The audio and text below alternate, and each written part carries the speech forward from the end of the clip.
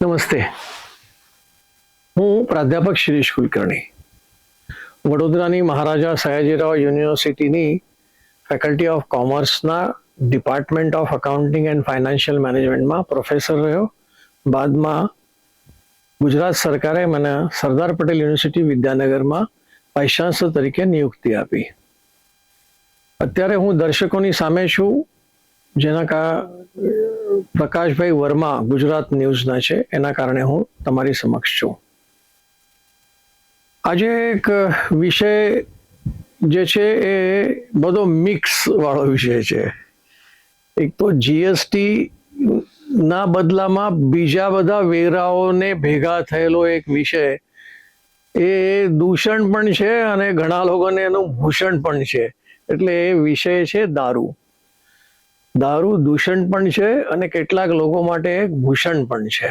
પણ આપણો વિષય એમાં વેરાઓ પણ મળે છે ખરા, એ આપણે જોઈએ છે. જો ગુડ્સ એન્ડ સર્વિસીસ ટેક્સ 1/7/2017 આવ્યું. વન નેશન વન ટેક્સ આવું નામ આપીને નવાજવામાં આવ્યો. પણ હકીકતમાં જોજો કે એની અંદર રિયલ એસ્ટેટ નથી, શરાબ નથી, ઇલેક્ટ્રિસિટી નથી, ગેસ નથી, અને શરાબ આપણો આજનો મુખ્ય વિષય દારૂ છે એ પણ નથી. પેટ્રોલિયમ પ્રોડક્ટ્સના વિષયમાં જીએસટી ના યાદીમાં છે, પણ પેટ્રોલિયમ પ્રોડક્ટને કીધું છે કે હમણાં રોકાવો. એટલે ભાઈ હમણાં રોકાવો એટલે કેટલું? 2017 થી 2026 સુધી યાદીમાં છે, પણ હજી એના ઉપર જીએસટી લાગતું નથી. પણ જ્યારે શરાબ પર જીએસટી નથી લાગતું તો કોઈ વેરા લાગે છે ખરા? હા, ભારતના દરેક રાજ્યમાં દારૂ ઉપર સ્ટેટ એક્સાઇઝ ડ્યુટી લાગે. આપણે કહીએ છીએ ને કે ભાઈ જીએસટીમાં સેન્ટ્રલ એક્સાઇઝ ડ્યુટી તો આવી ગઈ છે, પણ હું ફરીથી બોલું છું, સ્ટેટ એક્સાઇઝ ડ્યુટી, રાજ્યની ઉત્પાદન શુલ્ક જેવું કહેવાય તો એ છે. ઉપરાંત વેચાણ ઉપર વેલ્યુ એડેડ ટેક્સ એ પણ છે. પછી લોકલ કોર્પોરેશનના ટેક્સ છે એ જુદા, પરમિટ ફી જુદી, લાયસન્સ, ઓક્ટ્રાય, એન્ટ્રી ટેક્સ જેવા અનેક વેરાઓ આ દારૂ ઉપર લાગે છે. એટલે સરકારને આવક તો આ બધા વેરાઓમાંથી મળે જ છે. પણ કદાચ દારૂના આધાર ઉપર દિલ્હી સરકાર, જ્યારે અરવિંદ કેજરીવાલ મુખ્યમંત્રી હતા ત્યારે બહુ મોટું કૌભાંડ આ દારૂ પર થયું હતું, અને પર્ટિક્યુલરલી એક્સાઇઝ ડ્યુટી પર જ થયું હતું, સ્ટેટ એક્સાઇઝ ડ્યુટી. કેટલાક મેન્યુફેક્ચરરોને, કેટલાક દુકાનોને લાયસન્સ આપવામાં સ્ટેટ એક્સાઇઝ ડ્યુટીની આવક સરકારને ઘટી જાય એ પ્રકારની પરમિશનો આપવામાં આવી. પણ સરકારને આટલું મોટું નુકસાન થયું છે, એક પ્રકારે આને કૌભાંડ તરીકે કહેવાયું.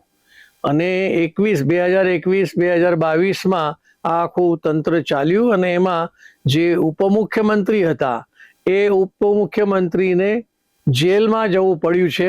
અત્યારે જામીન પર છે, ખબર નહીં આગળ શું થશે, કેમ કે સીબીઆઈ અને ઈડી, એન્ફોર્સમેન્ટ ડાયરેક્ટરેટ અને સીબીઆઈ, આ બંને હજી પણ આને તપાસ કરી રહ્યા છે. હવે એના કારણે આપણને દારૂને ભૂષણ કહીએ એવું તો ન જ કહેવાય, દારૂ દૂષણ જ છે. વિષય ફક્ત એ આવે છે કે દારૂ ઉપરના આવતા વેરાઓની આવક દરેક રાજ્ય સરકારને ખૂબ મળે છે. તમને સાંભળીને આશ્ચર્ય લાગશે કે દારૂનો બજાર ભારતમાં વિશ્વના 3જા સ્થાને છે. તમે જાણો છો, ઘણી વખત આપણે આ ચર્ચા કરી કે ભાઈ વિશ્વમાં આપણે કયા નંબર પર, તો બિલિયનર એટલે અરબોપતિઓની સંખ્યામાં ભારત 3જા સ્થાન પર છે. ઇકોનોમીમાં કદાચ 5મા 6ઠા સ્થાને છીએ. પણ દારૂના વિષયમાં ભારત ફરીથી અરબોપતિની રીતે ત્રીજા સ્થાન પર રહેલું છે. સાંભળીને આશ્ચર્ય લાગશે કે લગભગ 25 લાખ લોકોને રોજગાર મેળવતું આ દારૂ છે. ફરીથી 50 લાખ ખેડૂતો આના કારણે એમને આવક મળે છે ખેડૂતોને. પછી જ્યારે આપણે આગળ વધીએ ત્યારે એ ગ્લાસ, પ્લાસ્ટિક, પેપર આવી કેટલીક વસ્તુઓનું ઉત્પાદન પણ થાય છે જે દારૂને જરૂર પડે. સેવાઓ પણ છે કે જે સેવાઓના કારણે આ દારૂના વિષયમાં જરૂર પડે. લોજિસ્ટિક કહો, ટ્રાન્સપોર્ટેશન કહો, વેર હાઉસિંગ કહો, પેકેજિંગ કહો, આવા બધા અનેક સેવાઓને જરૂર પડે છે દારૂના ધંધામાં. પણ જોજો, દારૂ પર જીએસટી નથી, પણ આ બાકીની બધી પેપર, ગ્લાસ, લોજિસ્ટિક, ટ્રાન્સપોર્ટેશન આ બધી વસ્તુઓ પર જીએસટી તો લાગે. પણ ફરીથી દારૂ ઉપર જીએસટી ન હોવાના કારણે જે આ કાચા માલ ઉપર જીએસટી લાગી એની ઇનપુટ ટેક્સ ક્રેડિટ મળવા પાત્ર છે નહીં. એટલે એવું કહેવાય કે દારૂ ઉપર ડબલ ટેક્સેશન થાય છે એ સ્પષ્ટ થાય. એવી રીતે જે જીએસટી વસૂલાય તો આ શરાબ પર, તો શું થાય? દરેક રાજ્યને અને દરેક સરકારને એના ઉપર જીએસટી મેળવી શકશે પણ નથી. એક દૂષણ માનવામાં આવે છે, એના કારણે દારૂ ઉપર બહુ પ્રોત્સાહન અપાતું નથી. એક અને બીજું સૌથી અગત્યનો વિષય, જો દારૂ ઉપર જીએસટી નથી એનું કારણ શું? એક તો સ્ટેટ એક્સાઇઝ ડ્યુટી લાગે અને એ રાજ્ય સરકાર નક્કી કરે. જીએસટી જ્યારે કહીએ ત્યારે અખિલ ભારતીય થઈ જાય, પણ સ્ટેટ એક્સાઇઝ ડ્યુટીને દરેક રાજ્ય પોતાની રીતે હલાવે. એમાં તમને આશ્ચર્ય લાગશે કે તેલંગાના એક રાજ્ય છે જેના પર 80% સ્ટેટ એક્સાઇઝ ડ્યુટી લાગે. હવે આટલી મોટી જીએસટીની રકમ મળતી હોય તો એ જીએસટીની અંદર ઉમેરે શું કરવા? વેલ્યુ એડેડ ટેક્સ જે નાબૂદ થયો છે, જીએસટીમાં સમાઈ ગયો છે, પણ છતાંય દારૂ ઉપર તો સ્ટેટ વેટ લાગે જ છે.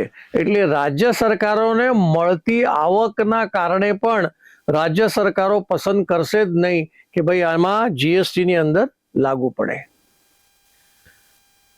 ક્યારેક વિચાર કરીએ કે ભાઈ આ દારૂ એટલે શું? જો દારૂ આ વિશે કહેતા હોઈએ છે ને ત્યારે એની બધાની બ્રાન્ડ છે. એટલે એમાં જીએસટી ઉપર વિદેશી જે દારૂ છે એના ઉપર પણ નથી લાગતો. વિદેશથી આયાત કરેલ ઇમ્પોર્ટેડ દારૂ એના ઉપર કસ્ટમ ડ્યુટી લાગે, એમાં કાઉન્ટર વેલિંગ ડ્યુટી લાગે, એમાં સ્પેશિયલ ડ્યુટી લાગે. એટલે વેટ, એક્સાઇઝ ડ્યુટી અને સેલ્સ ટેક્સ ઉપરની સેન્ટ્રલ સેલ્સ ટેક્સના બદલામાં લેવાતી ડ્યુટી એ પણ વિદેશી શરાબ પર લાગે છે. એટલે ફરીથી વિદેશથી આવતી દારૂ એ વધારે મોંઘી થાય છે. પણ હવે એક નવો તરીકો તો ચાલે જ છે, ઇન્ડિયન મેડ ફોરેન લિકર, IMLF આવું કહેવાય છે. એટલે જે વિદેશી દારૂ છે એ ભારતમાં પણ બને છે અને એ અહીંયા વેચાય પણ છે. પણ એ કંઈ અનઓફિશિયલ નથી કરતા, ઓફિશિયલી કરે છે. ભારતમાં બનેલો વિદેશી દારૂ, એના ઉપર પણ ટેક્સીસ તો લાગે જ. હવે એ દારૂઓ કઈ છે? એમાં એક વિસ્કી નામનું બહુ પ્રખ્યાત છે. એના બ્રાન્ડ નેમ શું છે? મેકડોવેલ, ઓફિસર ચોઇસ, રોયલ સ્ટેગ. આ વિસ્કીના બ્રાન્ડ નેમ મેં તમને આપ્યા. એમાં એક બ્રાન્ડી નામનું આવે છે, એમાં બ્રાન્ડ નેમ છે ઓલ્ડ મોન્ક, નેપોલિયન, મેકડોવેલ, આવી આ બ્રાન્ડીના બ્રાન્ડ નેમ છે. બીજી છે રમ, કેપ્ટન માર્ગન, બકાર્ડી અને ઓલ્ડ મોન્ક. આવી આ રમીના પણ વિદેશી મોડલો છે.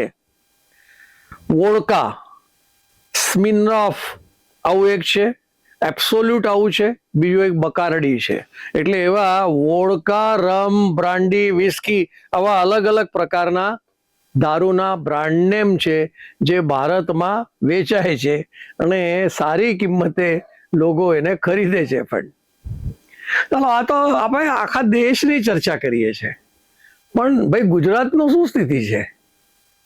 ગુજરાતમાં દારૂ વેચાય છે? ના ભાઈ ના, દારૂ બંધી છે. પણ તમે કોઈની સાથે પણ ચર્ચા કરો તો લોકો એમ કહે છે કે ભારત આખામાં, આ અનઓફિશિયલ છે, ઓફિશિયલ નથી, લોકો એમ કહે છે સૌથી વધારે દારૂ તો કે ગુજરાતમાં જ વેચાય છે. એવું બિહારમાં પણ દારૂબંધી છે. નીતિશ કુમાર મુખ્યપ્રધાન હતા ત્યારે એમને દારૂબંધી મૂકી, પણ પાછું દારૂ તો ત્યાં વેચાય જ છે. હવે ગુજરાતમાં જે દારૂ વેચાય છે એના આંકડાઓ આપણને નથી મળતા, કેમ કે આ બધું અનઓફિશિયલ છે. આમાં ઘણી વખત એક જાણીતું નામ છે દારૂ માટે, ભાઈ પોટલી કે, એટલે એનો કોઈ રેકોર્ડ, કોઈ હિસાબ હોતો નથી. તો આવી દારૂ પુષ્કળ વેચાય છે. એવું નથી કે ભાઈ આ વિદેશી બ્રાન્ડોના જે મેં નામ તમને આપ્યા છે એ અહીંયા ભારતમાં બને છે, ઠીક, પણ ગેરકાયદેસર પણ આ બધી દારૂ બને છે અને ગુજરાતમાં વેચાય છે. દારૂ બંધી હોવાના કારણે અહીંયા દારૂનું ઉત્પાદન અનઓફિશિયલી થાય છે, ગેરકાયદેસર રીતે થાય છે, કાયદેસર નથી થતું. પણ દારૂ ઉપર વેલ્યુ એડેડ ટેક્સ કદાચ આખા ભારતમાં આટલો મોટો દર, 65% વેલ્યુ એડેડ ટેક્સ ગુજરાતમાં છે દારૂ ઉપર. સ્ટેટ એક્સાઇઝ ડ્યુટીનો આપણે વિચાર એટલા માટે નથી કરતા કેમ કે બનાવાય જ નહીં, કાયદેસર બંધ છે. પણ ગુજરાતમાં કાયદેસર દારૂ છે? હા છે. એને તમને કદાચ આશ્ચર્ય લાગશે કે ગુજરાતના મુખ્ય શહેર ગાંધીનગર, જેમાં ગિફ્ટ સિટી નામનો એક વિસ્તાર છે, અને એ ગિફ્ટ સિટી જેવા વિસ્તારની અંદર જે દારૂ 2025 અને 26માં ખાસ્સો વેચાયો ગુજરાતમાં, પણ એમાંથી પણ પર્ટિક્યુલરલી 2024 અને 2024 એટલે આ 2 વર્ષ દરમિયાન 2024 થી 2026ની અંદર 23,000 લીટર દારૂ વેચાયો એ ગિફ્ટ સિટીની અંદર. એટલે ગુજરાતમાં દારૂ ઓફિશિયલ નથી, ઓફિશિયલ છે, અને એ ગાંધીનગરમાં ગિફ્ટ સિટીની અંદર મળે છે. પણ સરકારી આંકડા બાકીના આપણી પાસે છે નહીં કે ભાઈ કયા પ્રકારની કેટલી દારૂ વેચાય છે, એના આંકડાઓ કોઈ આપણી પાસે નથી. આ થયો એક સર્વસામાન્ય વસ્તુઓ મેં તમને દારૂના વિષયમાં કીધી. પણ દારૂનું દૂષણ જ્યારે આપણે કહીએ છીએ ત્યારે દારૂ પીવાવાળા, મર્યાદિત પીવાવાળાની સંખ્યા પુષ્કળ છે, પણ અમર્યાદિત દારૂ પીવાવાળાની સંખ્યા પણ કઈ ઓછી નથી. એ દારૂ સતત પીવાના કારણે એ લોકો વ્યસની બને છે, અને દારૂની ક્વોન્ટિટી, કેટલી દારૂ પીવી જોઈએ એનો કોઈ અંદાજ હોતો નથી. એટલે દારૂડિયો કહેવાય, વ્યસની કહેવાય. અને આના કારણે એક તો સામાજિક દૂષણ તો છે જ. ઘરમાં મારપીટ કરે, ઘરના લોકોને મારે, અને પર્ટિક્યુલરલી પૈસા ન હોય તો પોતાના પત્ની પાસેથી પૈસા માગે. હવે એની બેચારી પાસે પૈસા હોય કે ના હોય, ન હોય તો આ ભાઈ અને મારવા માંડે. આવું દૂષણ તો છે જ. ગાળો બોલવી એ તો દારૂડિયાઓ માટે સર્વસામાન્ય વસ્તુ છે, અને જ્યારે રસ્તા પર ચાલતા હોય ત્યારે લથડિયા ખાતા હોય ને હુઈ જાય ત્યાં જ. એટલે એ દૂષણ તો છે જ. પણ જે લોકો દારૂ પીતા રહે છે, આવા લથડિયા ન ખાતા હોય, ગાળો ન બોલતા હોય, તો પણ દારૂ વધારે પીવાના કારણે, વ્યસની બનવાના કારણે એમને શરીરમાં રોગ થાય. એક તો સૌથી મોટું લીવર આપણું જે છે એ નુકસાન થાય છે, એનાથી કેન્સર પણ થાય છે. દારૂના કારણે હૃદય રોગ પણ થાય છે. એટલે દારૂ પીવાવાળા, સિગરેટ પીવાવાળા, એમના ઉપર જે આ કેન્સર ને હૃદય રોગ, લીવરના રોગ, આ બધાનો અસર તો રહેવાનું જ છે. પણ સરકાર પ્રયત્ન કરે છે કે ભાઈ ઓછામાં ઓછી દારૂ અહીંયા વેચાય એટલે દારૂની દુકાનો બંધ કરવાની પણ કોશિશ કરે છે. પણ ખબર નહીં કેમ મોટી મોટી હોટલોની અંદર લાયસન્સ ધારકો દારૂ તો પીતા હોય છે અને જગ્યાએ જગ્યાએ આ પ્રકાર આપણને દારૂ મળે છે. મર્યાદિત છે, કદાચ એવું પણ કહેવામાં વાંધો નથી કે ભાઈ આખા ભારતમાં વ્યક્તિ દીઠ દારૂની સંખ્યા બહુ ઓછી છે, કેમ કે દારૂબંધી છે. અને દારૂબંધી બિહારમાં ચાલુ થઈ. દારૂ વર્ષોથી ગાંધીજીનું રાજ્ય કહેવાના કારણે પણ અહીંયા દારૂ મળતી નથી, છડેચોક મળતી નથી, છુપાઈને મળે છે. પણ એવી જ રીતે આ ઓછામાં ઓછી વપરાય, સામાજિક દૂષણ ઓછું થાય અને વ્યસની ઓછા થાય તો રોગ ઓછા થાય એવું મને લાગે છે. બસ આ વાતથી હું મારી વાણીને વિરામ આપું છું. આભાર.